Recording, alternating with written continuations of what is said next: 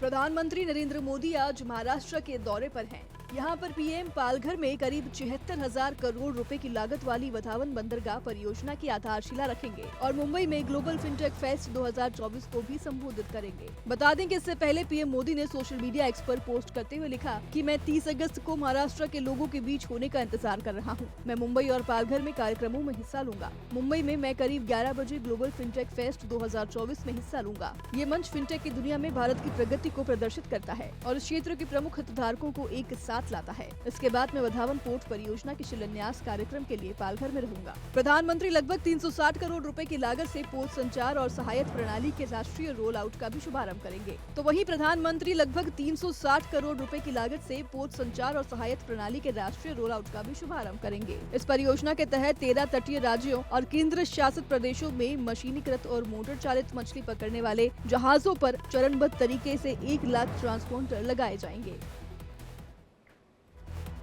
तो वहीं हरियाणा में विधानसभा चुनाव 2024 के लिए जल्द ही बीजेपी प्रत्याशियों की लिस्ट सामने लाएगी। बीजेपी केंद्रीय चुनाव समिति की मीटिंग हुई और इसमें सभी 90 विधानसभा सीटों पर प्रत्याशियों के नामों को लेकर चर्चा की गई। देखिए रिपोर्ट। हरियाणा में विधानसभा चुनाव 2024 के लिए जल्द ही बीजेपी प्रत्याशियों की लिस्ट सामने आएगी। दिल्ली में गुरुवार देर शाम को बीजेपी केंद्रीय चुनाव समिति की बैठक हुई और उसमें सभी 90 विधानसभा सीटों पर प्रत्याशियों के नामों को लेकर चर्चा हुई। बीजेपी हाईकमान ने जहां कुछ सीटों पर नाम तय किए हैं, तो वहीं कुछ पर दोबारा मंथन होगा। उसके बाद ही आधिकारिक तौर पर लिस्ट जारी होगी। सूत्रों की माने तो राव इंद्रजीत की बेटी आरती राव को अटेली विधानसभा से टिकट दिया जाएगा। वहीं मुख्यमंत्री नायाब सिंह सैनी अब करनाल के बजाय लाडवा सीट से चुनाव लड़ेंगे। वहीं एक बार फिर से अनिल वीर चंबाला कैंट से चुनाव लड़ते हुए नजर आएंगे। टिकट आवंटन पर मंथन को लेकर चुनाव समिति की मीटिंग के बाद सीएम नायब सैनी, प्रदेश अध्यक्ष मोहनलाल बडौली, केंद्रीय मंत्री मनोहर लाल के साथ पीएम नरेंद्र मोदी ने अलग से मीटिंग की। तो वहीं पश्चिम बंगाल के सीएम ममता बनर्जी का बयान, बंगाल जला तो यूपी, बिहार और असम भी जलेगा। इस पर अब बिहार में सियासत गर्मा गई है। देखिए। पश्चिम बंगाल के सीएम ममता बनर्जी के खिलाफ गुरुवार को पटना के गांधी मैदान थाना में शिकायत दर्ज हुई है। ये शिकायत सीएम ममता बनर्जी के दिए गए आपत्तिजनक बयान को लेकर दर्ज हुई है। बिहार बीजेपी युवा मोर्चा के प्रदेश प्रवक्ता कृष्ण सिंह ने थाने में लिखित शिकायत दर्ज करवाई है। कृष्ण सिंह का कहना है कि सीएम का ये बयान आहत करने वाला है, साथ ही कड़ी से कड़ी धारा लगाने की मांग भी की गई है। ममता बनर्जी ने पश्चिम बंगाल के एक सार्वजनिक मंच से यह बयान दिया था कि अगर बंगाल जलेगा तो दिल्ली, असम, बिहार भी जलेगा। इसी को लेकर प्रदेश प्रवक्ता कृष्ण सिंह ने कहा कि सीएम का ये बयान पूरी तरीके से गलत है। दरअसल कोलकाता के आरजीकर मेडिकल कॉलेज में डॉक्टर के साथ रेप और हत्या की घटना के विरोध में छात्र संगठनों ने 27 अगस्त को न बना अभियान विरोध प्रदर्शन का ऐलान किया था, जिसके बाद इस घटना के विरोध में बीजेपी ने 28 अगस्त को 12 घंटे बंद का ऐलान किया था। सीएम ममता ने इसी बंद को लेकर बीजेपी पर निशाना साधा था। Bureau report, India daily. तो वहीं झारखंड के पूर्व सीएम चंपई सोरेन आज हजारों समर्थकों के साथ दोपहर 2 बजे बीजेपी में शामिल हो जाएंगे। ये कार्यक्रम रांची के ध्रुवा स्थित शहीद मैदान में आयोजित होगा। देखिए रिपोर्ट। झारखंड के पूर्व सीएम चंपई सोरेन आज बेटे संग बीजेपी में शामिल होंगे। चंपई सोरेन की बीजेपी में शामिल होने की जानकारी खुद असम सीएम शर्मा ने सोशल मीडिया के जरिए दी थी। सीएम ने जानकारी देते हुए कहा था कि सोरेन 30 अगस्त को पार्टी में शामिल होंगे। इसके साथ ही उन्होंने अमित शाह से मुलाकात की सोरेन की तस्वीरें भी शेयर की थी। झारखंड विधानसभा चुनाव के लिए बीजेपी के सह प्रभारी शर्मा भी मीटिंग में शामिल थे। असम सीएम ने सोशल मीडिया प्लेटफॉर्म एक्स पर लिखा, झारखंड के पूर्व सीएम और हमारे दिग्गज आदिवासी नेता चंपई सोरेन जी ने कुछ समय पहले अमित शाह जी से मुलाकात की और वो 30 अगस्त को पार्टी में शामिल होंगे। जेएमएम के नेता सोरेन ने पार्टी नेतृत्व पर उनका अपमान करने का आरोप लगाया था और घोषणा की थी कि वो जल्द ही अपने अगले राजनीतिक कदम के बारे में फैसला लेंगे। इसके बाद से ही अनुमान लगाया जा रहा था कि वो बीजेपी में शामिल हो सकते हैं। कयास सच साबित हुए और असम सीएम ने उनके बीजेपी में शामिल होने की पुष्टि कुछ दिन पहले ही कर दी थी। तो वहीं गुजरात के आसमान में आज दुर्लभ घटना होने वाली है। यहाँ साइक्लोन यानी कि चक्रवाती अब तूफान में बदल रहा है। 80 साल में ये चौथी बार ऐसा हुआ जब तूफान का असर देखने को मिलेगा, जो अरब सागर पर कहर बरपाएगा। देखिए रिपोर्ट। गुजरात गुजरात के आसमान में आज दुर्लभ घटना होने वाली है। यहाँ साइक्लोन यानी चक्रवात अब तूफान में बदल रहा है। 80 साल में ये चौथा ऐसा तूफान जो जमीन के ऊपर पैदा हुआ और अरब सागर के ऊपर कहर बरपाएगा। इसका नाम असना रखा जाएगा। जहाँ एक तरफ बाढ़ और बारिश की वजह से जूझ रहा गुजरात, अब चक्रवात असना का भी खतरा उस पर मंडराने वाला है। ये राज्य एक और दुर्लभ मौसम का सामना करने वाला है, जो कि 80 साल में चौथी बार होने वाला है। हालांकि ये होगा तो अरब सागर में, लेकिन असर पूरे गुजरात पर पड़ने वाला है। आज गुजरात के सौराष्ट्र और कच्छ में अरब सागर में चक्रवात के बनने और ओमान तट की तरफ बढ़ने की आशंका है। IMD ने कच्छ के तटीय इलाकों में भारी बारिश होने की संभावना जताई, तो वहीं NDRF, SDRF, सेना, भारतीय वायुसेना और भारतीय तटरक्षक बल के साथ मिलकर राज्य के सबसे ज्यादा बाढ़ प्रभावित इलाके वडोदरा, द्वारका, जामनगर, राजकोट और कच्छ में राहत और बचाव कार्य संचालित कर रहे हैं। वहीं पश्चिम बंगाल के सीएम ममता बनर्जी के देश जलेगा वाले बयान पर बिहार के नेता प्रतिपक्ष तेजस्वी यादव ने बीजेपी पर जमकर निशाना साधा। तेजस्वी यादव ने कहा कि बीजेपी बंगाल में गुंडागर्दी कर स्थितियां खराब करने की कोशिश कर रही है। पश्चिम बंगाल के मुख्यमंत्री ममता बनर्जी के देश जलेगा वाले बयान पर बिहार के नेता तेजस्वी यादव ने बीजेपी पर जमकर निशाना साधा। तेजस्वी ने कहा कि बीजेपी बंगाल में गुंडागर्दी और खराब माहौल बनाने की कोशिश कर रही है। तेजस्वी ने कहा कि बीजेपी वाले पूरे देश में डर का माहौल बनाना चाहते हैं, लेकिन वो इसमें कामयाब नहीं हो पाए। तेजस्वी यादव ने कहा कि हम लोगों ने भी देखा है पूरे बंगाल में बीजेपी जो गुंडागर्दी कर रही है, सामने बाजारों से छीना झपट कर बीजेपी बंगाल में शांति का माहौल भंग करना चाहती है। तेजस्वी ने कहा कि जहां तक बात रेप की है, घटनाएं सबसे ज्यादा उत्तर प्रदेश में, बिहार में भी लगातार रेप के अपराध सामने आए, उस पर लोग चुप्पी क्यों साधे हुए हैं? हर जगह इस तरह का माहौल बीजेपी के लोग फैला रहे हैं और ये पैनिक क्रिएट करना चाहते हैं, जिसमें वो असफल रहे हैं। तेजस्वी ने बिहार के डीजीपी RS भट्टी के CISF के DG बनने पर भी सवाल उठाया। रेप की घटनाएं उत्तर प्रदेश में सबसे ज्यादा है। बीजेपी शासित राज्यों में सबसे ज्यादा रेप की घटनाएं होती है। बिहार में लगातार हो रहा है, तो उस पर क्यों चुप्पी लोग साधे हुए हैं? तो वहीं पूर्व विधायक और बाहुबली अनंत सिंह कोर्ट में पेश हुए। इस बीच अनंत सिंह ने तेजस्वी यादव पर जमकर जुबानी हमला बोला। इतना ही नहीं, उन्होंने लालू यादव को भी नहीं बख्शा और अनंत सिंह ने कहा कि वो उनका नाम सुनने को भी तैयार नहीं। मोकामा के पूर्व विधायक और बाहुबली नेता अनंत सिंह ने तेजस्वी यादव और उनके पिता लालू प्रसाद यादव को निशाने पर लिया। राम जन्म यादव हत्याकांड में पेशी के लिए कोर्ट में पहुंचे अनंत सिंह ने पत्रकारों से बातचीत में कहा कि लालू यादव और खुद तेजस्वी यादव ने घोटाला किया है। बिहार की जनता जान रही है कि किसका बाप कितने दिन जेल में रहकर आया है। बोलने से कुछ नहीं होगा, जनता सब जान रही है। अनंत सिंह ने दावा किया कि आरजेडी 7 से 8 सीटों पर सिमट जाएगी। उन्होंने कहा कि आगामी चुनाव में उनकी दावेदारी मजबूती से होगी। बाहुबली नेता अनंत सिंह ने कहा कि उनके ऊपर एक और केस है, जिसमें कल उनकी रिहाई होने वाली है। न्यायालय से उन्हें हमेशा इंसाफ मिला है, इसलिए उनका हमेशा से भरोसा कायम है। अनंत सिंह ने आगे चुनाव लड़ने को लेकर भी इशारा किया। अनंत सिंह ने कहा कि नीतीश कुमार के साथ राजनीति मजबूती के साथ होगी। उनसे जब पश्चिम बंगाल की मुख्यमंत्री ममता बनर्जी की ओर से बिहार के जलने को लेकर दिए गए बयान से जुड़ा सवाल पूछा गया, तो अनंत सिंह ने कहा कि यह सब गलत बात है। किसी का कुछ नहीं जलने वाला है। जब तक नीतीश जी जिंदा हैं, तब तक बिहार के मुख्यमंत्री रहेंगे। तो वहीं महाराष्ट्र में छत्रपति महाराज का पुतला गिरने के बाद से ही सियासत गर्म है। प्रदेश में चुनाव होने हैं और उससे पहले ही सियासत गर्मा गई है।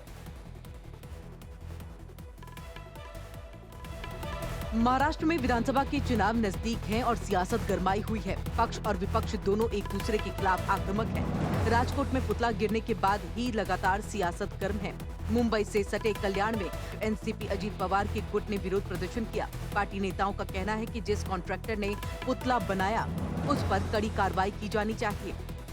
वो नीच जगह छत्रपति शिवाजी महाराज का जो पुतला लगाया था, वो पुतला गिर गया। उसके टुकड़े टुकड़े होते वक्त हमने मीडिया में देखा। ये जो बात है, ये अच्छी बात नहीं है।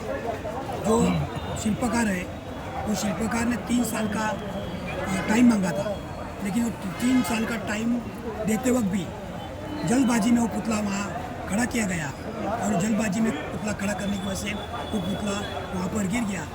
जब से छत्रपति शिवाजी का पुतला गिरा है, महाराष्ट्र की सियासत पूरी तरह से गर्म है। अजीत पवार गुट के मनोज नायर की उपस्थिति में ये आंदोलन किया गया। तो वहीं यूपी के सीएम योगी आदित्यनाथ ने अखिलेश यादव की समाजवादी पार्टी पर जमकर हमला बोला। सीएम ने कहा कि समाजवादी पार्टी के पाप का घड़ा अब फूट चुका है।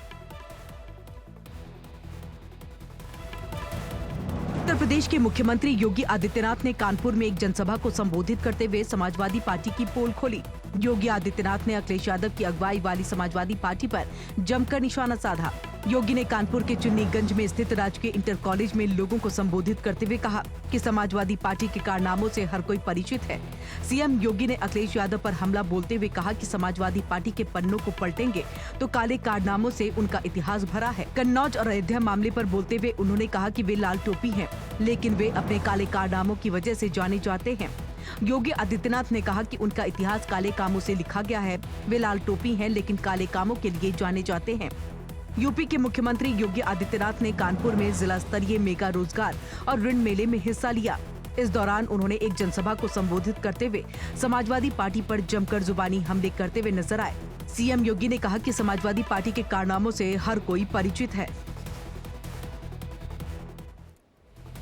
यूपी में अभी 10 सीटों पर उपचुनाव होने हैं और ऐसे में आंगनवाड़ी कार्यकर्ताओं के विरोध प्रदर्शन ने सरकार की चिंता बढ़ा दी है।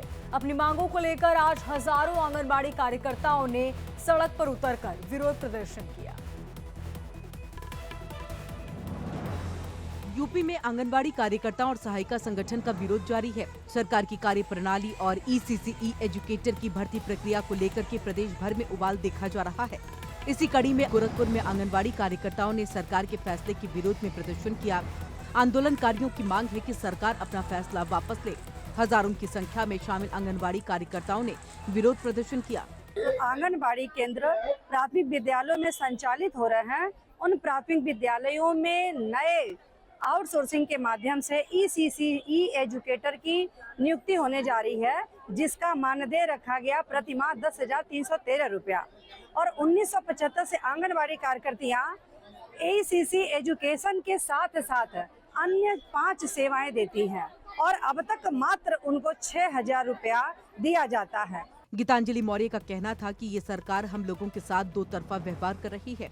गीतांजलि मौर्य ने ज्ञापन सौंपते हुए कहा कि हमारा मानदेय बढ़ाकर हमें उस पद पर बरकरार रखा जाए। तो वहीं कोलकाता में ट्रेनी डॉक्टर की मौत के बाद बीजेपी और टीएमसी दोनों आमने सामने हैं, लेकिन इस बीच ममता दीदी ने अमित शाह को बधाई दी। आपको भी आश्चर्य हुआ होगा, लेकिन ये सच है। आखिर ममता ने अमित शाह को बधाई क्यों दी, देखिए। कोलकाता में बीजेपी के बंद को लेकर खूब लाठीचार्ज हुई। आंसू गैस के गोले छोड़े गए। कई जगहों पर बीजेपी कार्यकर्ता पुलिस में झड़प हो गई। इस बीच पश्चिम बंगाल की मुख्यमंत्री ममता बनर्जी ने केंद्रीय गृह मंत्री अमित शाह को बधाई दी। ममता बनर्जी ने केंद्रीय गृह मंत्री अमित शाह को कहा कि आपका बेटा राजनेता नहीं बना, बल्कि आईसीसी का चेयरमैन बन गया।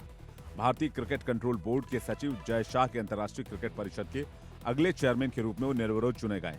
हालांकि अभी बंगाल के हालात को देखते हुए इसे सीएम की ओर से भेजा गया अहम संदेश माना जा रहा है। ममता बनर्जी ने सोशल मीडिया प्लेटफॉर्म एक्स पर पोस्ट करते हुए कहा, बधाई हो केंद्रीय गृह मंत्री जी, आपका बेटा राजनेता नहीं बना है, बल्कि आईसीसी का चेयरमैन बन गया है। यह एक ऐसा पद है जो अधिकांश राजनेताओं के पद से कहीं अधिक अहम है। आपका बेटा वास्तव में बहुत पावरफुल बन गया है। मैं आपको उसकी इस बड़ी उपलब्धि के लिए बधाई देती हूँ। ममता बनर्जी ने अमित शाह पर यह तंज ऐसे समय पर किया है जब कोलकाता में जूनियर डॉक्टर के साथ रेप और मर्डर केस में टीएमसी और बीजेपी एक दूसरे के आमने सामने है। तो वहीं दिल्ली की बुराड़ी में एक दिल दहला देने वाली घटना सामने आई। यहाँ पर कुछ बदमाशों ने 2 युवकों के साथ जमकर मारपीट की और भीड़ तमाशबीन बनकर बस तमाशा देखती रही।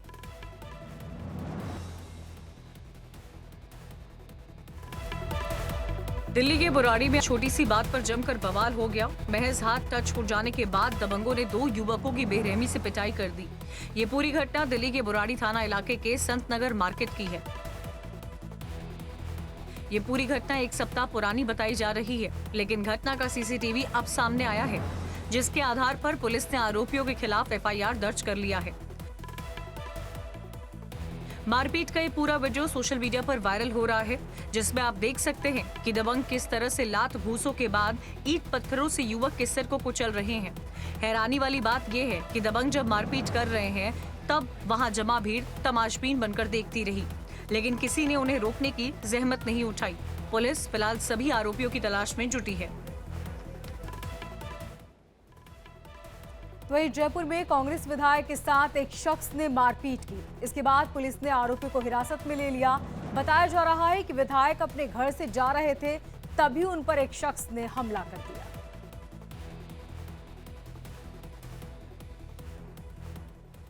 जयपुर में कांग्रेस विधायक रफीक खान के साथ मारपीट की घटना सामने आई है। विधायक रफीक खान अपने घर से निकलकर विधानसभा जा रहे थे। गाड़ी में बैठते समय भागते हुए आए शख्स ने उनके साथ मारपीट कर दी। पुलिस ने आरोपी को हिरासत में लिया है, लेकिन इस घटना पर अब सियासत गर्म हो गई है। कांग्रेस विधायक रफीक खान का कहना है कि ये किसी की सोची समझी साजिश नजर आ रही है। उन्होंने कहा है कि जिस तरह से मेरे ऊपर हमला किया गया है, अगर कोई कमजोर व्यक्ति होता तो उसकी भी जान जा सकती थी। बताया जा रहा है कि एक महिला स्वास्थ्यकर्मी का पति विधायक रफीक खान के आवास पर पहुंचा था। वो अपनी समस्या बताना चाहता था, लेकिन विधायक की सुनवाई नहीं करने पर वो नाराज होकर हमला कर गया। कांग्रेस विधायक रफीक खान ने मीडिया से बातचीत करते हुए कहा, मैं लोगों से जनसुनवाई करके घर के बाहर आकर गाड़ी में बैठने ही वाला था कि उसी वक्त एक शख्स आया और उसने मेरे गले में हाथ डाला। ऐसा लगा कि वो कुछ मुझसे बात करना चाहता है, लेकिन उसने मेरी गर्दन दबाने की कोशिश की।